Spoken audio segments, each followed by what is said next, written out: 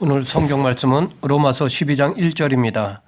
제사장의 나라, 거룩한 하나님의 백성으로 하나님과 언약을 맺은 이스라엘 백성들은 예수님께서 오시기 전까지 바벨론 포로로 끌려가 있던 70년 동안을 제외하고는 대략 모세 때부터 1500년 동안 회막과 예루살렘 성전에서 하나님께 제사를 드렸습니다. 그런데 예루살렘 성전에서 하나님께 드리는 제사가 시간이 지나면서 본래 의도와 달리 제사의 본뜻이 왜곡되어 가기 시작하였습니다. 겉으로 보기에는 여전히 제사장의 나라로서 율법대로 제물과 제사장 그리고 하나님의 이름을 두려고 택한 장소인 예루살렘 성전이 건재하며 아무 문제가 없어 보였습니다. 그러나 그들이 드리는 제사는 형식에 불과했고 마음은 점점 멀어져 갔습니다. 거룩한 성전에서 우상과 함께 제사가 드려졌습니다. 또한 신약시대에 들어와 성서와 지성서 또 바깥에 있는 모든 민족을 위한 이방인의 뜰은 로마 제국하에 재력이 풍부한 디아스포라 유대인들을 위한 편의시설로 변질되었고 제사장들은 자신들의 종교 권력과 이익을 챙기는 데 정신이 없었습니다. 예루살렘 성전의 대제사장 세력들은 세례 요한이 외친 회개하라 천국이 가까이 왔느니라 라는 하나님의 말씀을 대놓고 싫어하였습니다. 그리고 그들은 예수님께서 가르쳐 주신 하나님 나라에는 관심조차 없었습니다. 왜냐하면 그들은 죽음 이후에 대해 믿지 않았기 때문입니다. 그저 그들은 로마 제국 하에서도 자신들을 지켜주는 종교적 지위와 예루살렘 성전의 헌금을 통한 경제적 안정을 지키고 싶었을 뿐이었습니다. 사내들인 공예를 중심으로 하는 예루살렘 성전의 대제사장 세력들은 예수님이 유대 민중들의 마음을 빼앗아 간다는 위기감과 그들이 예루살렘 성전 건물을 통해 가지고 있던 종교적 기득권과 경제력을 지키기 위해 예수님을 십자가 처형으로 죽였습니다. 이 일을 위해 헬라 제국부터 사이가 좋지 않았던 사두개파와 바리새파가 뜻을 함께 하기까지 하였습니다. 로마 제국의 공권력까지 동원해 예수님을 십자가에서 처형시킨 예루살렘 성전의 대제사장 세력들은 예수님이 가르치셨던 하나님 나라는 그의 십자가 죽음과 함께 끝이 났다고 판단하였습니다. 그들에게는 단지 예수님께서 십자가 위에서 다 이루었다라고 말씀하실 때 찢어진 성전의 휘장이 마음에 걸릴 뿐이었습니다. 그래서 그들은 예루살렘 성전의 찢어진 휘장을 다시 꿰매고 제사장 나라의 종료와 하나님 나라의 도래를 선포하신 예수님의 다 이루었다라는 선언을 무효화하기 위해 무슨 일이든 해야 했습니다. 그래야지만 그들이 먹고 살 수 있었기 때문입니다. 물론 그들 중에는 휘장이 찢어진 의미를 깨닫는 사람도 있었을 것입니다. 하지만 기득권을 놓지 않으려 애써 부인했을 것입니다. 그러나 하나님은 예수님의 십자가로 말미암아 1500년간의 제사장의 나라를 완벽하게 종료시키셨습니다. 이전의 제사장의 나라는 그림자로서 실체인 하나님 나라가 도래한 것입니다. 예수님께서는 하나님의 어린 양으로서 스스로 제물이 되시고 왕같은 대제사장으로 십자가에 오르심으로 단번에 온전한 제사를 하나님께 올려드렸습니다. 그로 인해 세상의 모든 사람들은 그동안 죄로 인해 하나님과 맡겼던 담이 무너졌기 때문에 이제는 이스라엘 백성들뿐 아니라 모든 민족은 누구든지 예수 그리스도로 말미암아 하나님 앞에 나아갈 수 있게 되었습니다. 예수님께서 제사를 완성하셨기에 더 이상 예루살렘 성전에서의 제사가 필요 없게 되었습니다. 이 십자가는 인간을 향한 하나님의 사랑의 절정입니다. 그런데 인간을 향한 하나님의 구속적 사랑의 절정이 십자가였다면 창세 전부터 계획한 인간을 향한 하나님의 구속적 사랑의 시작은 죄지은 아담을 위해 짐승을 잡아 가죽옷을 입혀주신 것으로부터였습니다. 하나님께서 아담과 하와를 위해 죄 없는 짐승을 잡아 가죽옷을 입혀주신 것이 세월이 지나면서 제사 형식을 취하여 인간이 죄 없는 짐승을 잡아 하나님께 드리게 되었습니다. 아브라함 때부터 본격적으로 하나님께 번제를 드리기 시작하였습니다. 그러던 어느 날 아브라함에게 100세에 낳은 이삭을 번제물로 바치라고 하였습니다. 그런데 놀랍게도 아브라함은 하나님의 명령에 순종하였습니다. 물론 그 당시 이런 인신제사가 만연했기에 아브라함은 이상하게 여기지 않았다 하지만 순종하려 하였습니다. 이 모리아산에서의 아브라함의 번제가 2000년 후에 인간을 향한 하나님의 사랑의 절정인 예수 그리스도의 십자가로 연결되었습니다. 또한 아브라함이 이삭을 데리고 모리아산으로 사흘 길을 걸어가 하나님께 번제를 드렸던 것이 500년 후에 모세가 애굽의 바로에게 이스라엘 백성들을 데리고 광야로 사흘 길을 가서 하나님께 제사를 드리겠다는 근거가 되었습니다. 이후로 죄 없는 짐승의 죽음은 애굽에서 첫 번째 유월절에 약 2만 3천 마리의 1년 된 어린 양의 죽음으로 이어졌습니다. 이 어린 양들의 죽음이 이스라엘 각 가정의 장자들 2만 3천여 명의 목숨을 건졌습니다. 하나님께서는 죄 없는 어린 양의 피를 보시고 10번째 재앙에서 이스라엘 백성들이 집을 건너 넘어가시게 하셨습니다. 이 사건 이후 광야 40년과 가나안 입성에서 다윗 왕 때까지 회막에서 가축의 피로 제사가 드려져 오다가 드디어 솔로몬 때 예루살렘 성전이 지어졌습니다. 예루살렘 성전 낙성식 때에 2만 2천 마리의 소와 12만 마리의 양이 희생제물이 되었습니다. 솔로몬 이후 이스라엘은 200여 년 동안 한 민족 두 국가의 분단 형태로 나라가 유지되었습니다. 그러다가 북이스라엘이 아수르 제국에 의해 먼저 멸망하고 그 후 남유나마 홀로 남아 약 150여 년 동안 국가를 더 유지하였습니다. 그런데 분단 200여 년을 되돌아보면 북이스라엘은 여러 차례의 쿠데타를 통해 왕조가 바뀌면서 19명의 왕들이 등장했지만 그들은 하나같이 여로보암의 길로 치다르면서 하나님으로부터 멀어져 갔습니다. 여로보암의 길을 만든 북이스라엘의 초대왕 여로보암은 하나님으로부터 이스라엘 12지파 가운데 10지파를 다스리는 막중한 책임을 맡았습니다. 그런데 그는 북이스라엘 백성들이 제사장 나라의 법에 따라 1년에 3차례 남유다 땅에 있는 예루살렘 성전에 가서 하나님께 제사를 드리면 백성들이 마음이 자신으로부터 멀어지게 될까 걱정되었습니다. 그래서 여로보암은 단과 베델에 금송아지 우상을 세워놓고 그 금송아지들이 이스라엘 백성들을 애굽에서 구해준 하나님이라고 하였습니다. 그리고 더 나아가 여로보암은 레위 지파가 아닌 보통 사람들로 제사장들을 삼았고 이스라엘의 절기의 날짜도 자기 마음대로 바꾸었습니다. 하나님께서는 여로보암이 만든 그 악한 길을 다윗의 길과 대비시켜서 여로보암의 길이라고 말씀하셨습니다. 북이스라엘의 초대 여로보암 왕조는 결국 2대 만에 하나님께 버림을 받게 되고 쿠데타로 옴므리 왕조로 넘어가게 되었습니다. 그런데 옴므리 왕조는 여로보암의 길에서 더 악한 길로 나아가 드로와 시돈의 우상인 바알과 아세라까지 북이스라엘에 유입시켜 북이스라엘을 우상인 나라로 만들었습니다.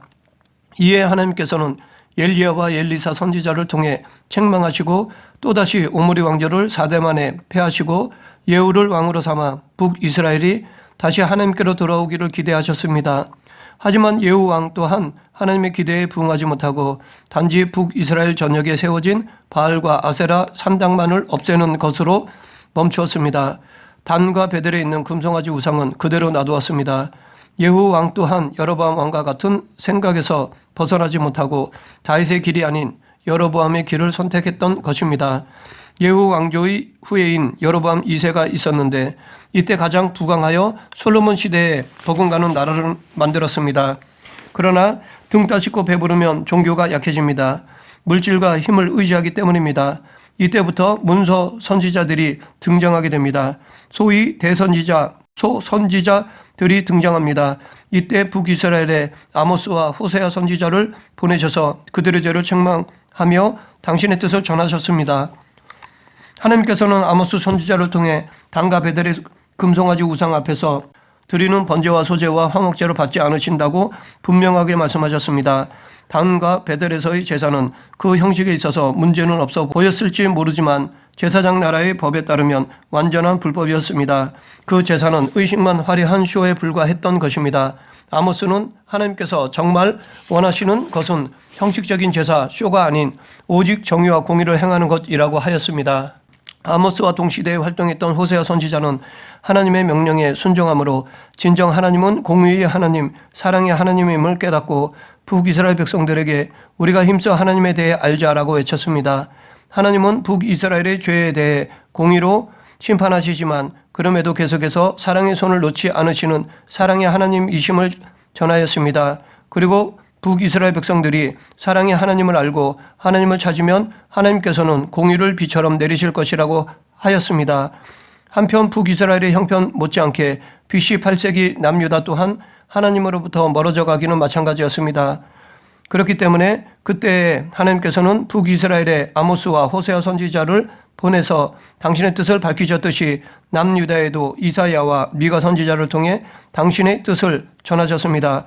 하나님께서는 이사야 선지자를 통해 남유다 사람들의 형식적인 제사를 책망하셨습니다. 그리고 때가 되면 예루살렘 성전은 이방인이라 불리는 모든 민족이 찾아와 그곳에서 하나님께서 진정으로 기뻐하시는 번제를 드리게 될 것이라고 하셨습니다. 그리고 그때 하나님께서는 모든 민족의 진정한 번제를 기뻐 받으시겠다라고 하셨습니다. 또한 예루살렘 성전은 솔로몬의 성전 낙성식 기도에 언급되었던 대로 만민이 기도하는 집으로 일컬음을 받게 될 것이라고 하셨습니다. 이사야 선지자는 하나님이 공의로우시고 거룩하신 분이심을 드러냈습니다. 그리고 당시 남유다가 하나님으로부터 멀어져 가고 있지만 결국 하나님께서 당신의 나라를 통해 당신의 공의를 이루시고 보존하실 것이라고 하였습니다. 미가 선지자 또한 이사야 선지자와 마찬가지로 마음이 빠져버린 형식적인 제사, 즉 제사 쇼에 대해 강하게 책망했습니다. 미가 선지자는 하나님께서 진정으로 기뻐하시는 것은 천천의 수장이나 만만의 기름이 아닌 오직 정의를 행하며 인자를 사랑하며 겸손하게 하나님과 함께하는 것이라고 하였습니다. 남유다는 선지자를 통한 하나님의 말씀 이후 잠시나마 하나님의 마음을 기쁘게 하는 왕이 등장하였는데 그가 바로 아하스 왕의 아들인 히스기야 왕이었습니다. 히스기야 왕은 그의 선제 왕들과 달리 남유다를 제사장의 나라 거룩한 백성으로 다시 개혁하며 예루살렘 성전을 복구하고 유월절 예식을 회복시켰습니다. 히스기야 왕 때에 오랜만에 유월절 예식이 회복되면서 예루살렘 성전에서 하나님 앞에 온전한 제사를 드려졌습니다. 그런데 히스기야가 예루살렘 성전에서 유월절 예식을 거행하려 하자 문제가 발생되었는데 그 문제는 다름 아니라 남유다가 너무나 오랫동안 유월절을 지키지 않았고 제사장들도 성전에서 하나님께 제사를 드리는 일을 거의 하지 않았기에 성전에서 번제 짐승의 가죽을 벗길 성결한 제사장이 부족했던 것이었습니다. 그래서 그 문제를 해결하기 위해 제사장들은 형제 레위인들이 번제 짐승의 가죽을 벗기는 일을 돕도록 하고 그 사이에 성결하지 않은 제사장들이 성결 의식과 성결의 기간을 지킨 후에 제사에 합류하게 되었습니다. 이렇게 남유다는 히스기야 왕 때에 잠시나마 다시 유월절을 지키며 오랜만에 하나님 앞에 올바른 번제를 드렸습니다. 그러나 안타깝게도 히스기야 왕 이후 남유다는 다시 여로보암이 길로 치달으며 하나님으로부터 멀어져 갔습니다. 물론 요시야 왕 때 다시 한번 회복되었지만 결국 남유다는 하나님께 심판을 받아 바벨론으로 세 차례에 걸쳐 포로로 잡혀갔습니다. 그리고 솔로몬 시대에 건축된 예루살렘 성전이 바벨론 군인들에 의해 불태워졌습니다. 그런데 당시 남유다가 하나님께 제대로 심판을 받았다면 그들은 포로 정도가 아니라 진멸되었어야 하는 것이 마땅했습니다. 그러나 하나님께서는 그들에게 공의를 행하시면서 또한 은혜와 긍휼을 함께 베풀어 주셨습니다. 왜냐하면 하나님의 관심은 남유다의 처벌을 통해 모든 민족이 복받게 하고자 하셨기 때문입니다. 이 하나님의 은혜로 바벨론에서 70년간의 포로 생활을 채운 후 포로 귀환자를 통해 두 번째 예루살렘 성전이 건축되었습니다. 이렇게 예루살렘에 세워진 두 번째 성전을 우리는 스룹바벨 성전이라 부릅니다. 이 스룹바벨 성전 낙성식 때에는 수소 100마리와 수장 200마리 그리고 어린 양 400마리와 숫염소 12마리가 희생 제사의 제물이 되었습니다. 과거 솔로몬 성전의 낙성식과 비교하면 매우 조촐한 희생 제사였지만 그럼에도 불구하고 하나님께서는 그 예배를 기쁘게 받아주셨습니다. 왜냐하면 포로 생활을 하는 동안 예루살렘 성전에서 다시 하나님께 제사 드릴 것을 꿈꿔왔기 때문입니다. 물론 중간에 16년간 성전 재건이 중단되었지만 마음을 다해 드렸기 때문입니다. 이렇게 역사를 통해 당신이 기뻐 받으시는 제사를 가르쳐 주셨습니다. 그런데 스룹바벨 성전 낙성식 이후 시간이 지나면서 귀환한 남유다 백성들은 더 이상 우상을 섬기는 죄를 짓지는 않았지만 조상들처럼 마음이 빠져버린 형식적인 제사로 변하기 시작하였습니다. 그들은 페르시아 총독에게 결코 바칠 수 없는 더럽고 눈먼 제물을 하나님께 제물로 드렸습니다. 꾸준히 하나님께 제사는 드렸지만 더럽고 병들고 처치 곤란한 것들을 하나님 앞에 가지고 나와 제물로 바치면서도 자신들은 전혀 죄책감 없이 하나님 앞에 도리를 다했다고 여겼습니다. 하나님께서는 말라기 선지자를 통해 이러한 그들의 역겨운 제사쇼에 대해 책망하셨습니다. 말라기 1장 7절 8절 만군의 여호와가 이르노라 너희가 눈먼 희생 제물을 바치는 것이 어찌 악하지 아니하며 저는 것 병든 것을 드리는 것이 어찌 악하지 아니하냐. 이제 그것을 너희 총독에게 드려보라. 그가 너를 기뻐하겠으며 너를 받아주겠느냐. 그 이후 하나님은 400년간 침묵하셨습니다. 그리고 드디어 때가 되어 모든 민족을 위해 당신의 하나밖에 없는 아들을 내어주시기로 작정하셨습니다. 그런데 구약의 말라기와 신약의 마태복음 사이 신구약 중간 400년을 지나는 동안 헤롯에 의해 수르바벨 성전이 큰 규모로 중축되기 시작하였습니다. 우리는 이것을 헤롯 성전이라 부릅니다. 헤롯에 의해 시작된 예루살렘 성전의 중축은 46년 동안이나 계속되었고 예수님 당시까지도 중축 공사가 계속 진행 중에 있었습니다. 헤롯 왕은 이방인이었기 때문에 유대인들의 환심을 사고자 잘 보이기 위해 성전을 보강한 것이었습니다. 그렇게 헤롯 성전이 완성되자 낙성식이 거행되었습니다.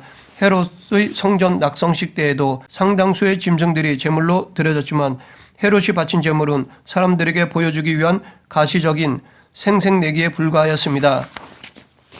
이처럼 아브라함의 후손들은 하나님과 언약을 맺은 이래로 제사장의 나라로 거룩한 백성으로 1500년 동안 계속해서 죄 없는 짐승들을 잡아 제물로 하나님께 바치며 제사를 드려왔습니다. 그런데 정작 이 모든 제사들은 예수 그리스도의 그림자였다는 것입니다. 하나님의 아들이신 예수님께서 이 땅에 인간의 몸으로 내려오셔서 하나님의 어린 양으로 세상의 모든 인간들의 죄를 대신 짊어지시고 제물이 되어 주셨습니다. 그로 인해 이 세상에 더 이상 제사장의 나라가 아닌 하나님 나라가 도래한 것입니다. 과거 제사장의 나라에서는 가축의 피로 하나님께 제사를 드렸습니다. 그런데 예수 그리스도께서는 당신의 피로 영원한 속죄를 이루시고 단번에 지성소에 들어가셨습니다. 더 이상 죄 없는 짐승들을 잡아 제사를 드리는 일이 종료되었습니다. 예수님께서는 이처럼 온전한 제사, 즉 십자가에서 죽으시고 부활하시고 승천하셨습니다. 그리고 다시 오시겠다고 말씀하시며 성령을 보내주셨습니다. 이것을 사도들이 그의 제자들이 전하였습니다. 그러자 예수님을 십자가에서 죽게 한 예루살렘 성전의 대제사장들과 산헤드린 공회원들은 십자가와 부활을 증거하는 성도들을 핍박하고 그들을 예수님처럼 잡아 죽이려고 혈안이 되었습니다. 왜냐하면 이들의 주장은 더 이상 예루살렘 성전에서 자기들의 제사가 필요 없다는 것이기 때문입니다. 자기들이 이익에 손해를 주기 때문입니다. 그리고 율법주의에 빠진 바리새인들이 있었습니다. 그 중에 유대교 3대 율법학자에 속하는 대학자 가말리엘 문화에서 율법을 공부했던 바리새파 출신 청년 사울은 처음에 예수님을 오해하였습니다. 그래서 그는 산헤드린 공회와 예루살렘 성전의 대제사장들이 말한 대로 예수가 신성 모독자이고 성전 모독자이고 부활로 사람을 속이는 자이고 자칭 유대인의 왕인 줄 알았던 것입니다. 그래서 사울은 예수님이 부활했다고 전파하는 사람들의 죄를 단죄하기 위해 다메섹으로 갔습니다. 그런데 다메섹 도상에서 그에게 부활하신 주님이 직접 나타나셨습니다. 거기서 그는 사울아 사울아 내가 어찌하여 나를 박해하느냐 하시거늘 대답하되 주여 누구시니이까 이르시되 나는 내가 박해하는 예수라 라는 말씀을 들었고 그 후 아라비아에서의 3년을 통해 사울은 그동안 공부했던 모든 율법과 선지자들의 글이 예수님을 가리킨다는 사실을 깨닫게 되었습니다. 그 이후 고향 길리기아 다소로 가서 약 10년을 있는 중에 바나바의 부름을 받아 그때부터 사울은 사도 바울로 불리며 로마 제국 전역에 예수 그리스도의 복음을 전하기 시작하였습니다. 사도가 된 바울은 소아시아와 유럽까지 복음을 전하며 13편의 편지를 썼습니다. 직접 찾아갈 수 없을 때 혹은 깊은 내용의 복음을 전하기 위해 편지를 썼습니다. 사도 바울은 안디옥을 중심으로 하여 1차, 2차, 3차 전도 여행을 하였습니다. 그 후 사도 바울은 3차 전도 여행을 마칠 쯤에 로마 교회에 편지를 썼습니다. 이들에게 로마를 중심으로 하여 당시 사람들에게 땅끝으로 알려져 있던 서바나의 복음을 전하고자 하는 계획을 알렸습니다. 그리고 로마 교회 성도들에게 하나님께 올려드리는 영적 예배에 관해 썼습니다. 이것이 오늘 본문의 말씀입니다. 그러므로 형제들아 내가 하나님의 모든 자비하심으로 너희를 권하노니 너희 몸을 하나님이 기뻐하시는 거룩한 산 제물로 드리라. 이는 너희가 드릴 영적 예배니라. 예수 그리스도로 말미암아 이제는 우리의 몸이 성전이 되었기에 더 이상 예루살렘 성전에 얽매일 필요가 없습니다. 그리고 예수님이 우리의 영원한 대제사장이 되셨기에 더 이상 예루살렘의 대제사장이 필요 없습니다. 우리는 영원한 대제사장이신 예수님을 통해 하나님께 나아가 예배를 드릴 수 있습니다. 더 이상 시공간에 얽매이지 않고 하나님께 예배를 드릴 수 있게 되었습니다. 바꿔 말해 우리의 전 삶이 하나님께 드리는 예배가 되었다는 것입니다. 이렇게 예수님은 예루살렘 성전에서 가축의 피를 드렸던 제사를 당신을 통해 언제 어디서나 드리는 영적 예배로 갱신하셨습니다. 말씀을 정리하겠습니다. 아브라함 때부터 500년의 준비 기간을 거쳐 모세 시대에 시작된 제사장의 나라는 1500년 동안 이어져 왔습니다. 그러다가 예수님께서 이 세상에 오셔서 십자가를 지심으로 1500년의 제사장의 나라는 종료되고 하나님 나라가 도래하였습니다. 예수님께서 십자가 위에서 다 이루었다라고 말씀하실 때 휘장이 위로부터 아래로 둘로 찢어진 사건은 제사장의 나라가 종료되고 하나님 나라가 이 땅에 도래한 것을 가시적으로 보여준 것입니다. 이 순간부터 예루살렘 건물이 아니라 우리 몸이 성전이 되었습니다. 과거 제사장의 나라에서는 하나님께 제사를 드리려면 반드시 제물과 제사장과 하나님의 이름을 두려고 택한 장소에서 제사를 드려야 했습니다. 제물과 제사장 그리고 성전 이 세 가지 요소 중 어느 한 가지라도 빠지면 그 제사는 불법이었습니다. 그러나 하나님 나라에서는 예수 그리스도만으로 충분하며 예수님을 주라고 고백하는 성도들이 모인 곳은 어디든 교회요 또한 성전인 자신의 몸, 즉 삶을 거룩한 산 제물로 드리는 것이 하나님께서 기뻐 받으시는 예배가 되었습니다. 그러므로 우리는 우리의 전 삶을 하나님께 드림으로 하나님이 기뻐 받으시는 영적 예배를 드려야 할 것입니다. 우리 모두 거룩한 삶으로 하나님이 기뻐 받으시는 예배를 드리는 성도가 되길 간절히 축원합니다. 기도하겠습니다. 예배의 주인이신 하나님 아버지, 형식이 아닌 신령과 진정으로 예배드리는 자가 되어 하나님이 기뻐 받으시는 예배가 되게 하시고 우리 자신이 성전임을 잊지 않고 늘 거룩한 삶을 살아가는 그리스도인이 되게 하여 주시옵소서. 예수님 이름으로 기도드립니다. 아멘.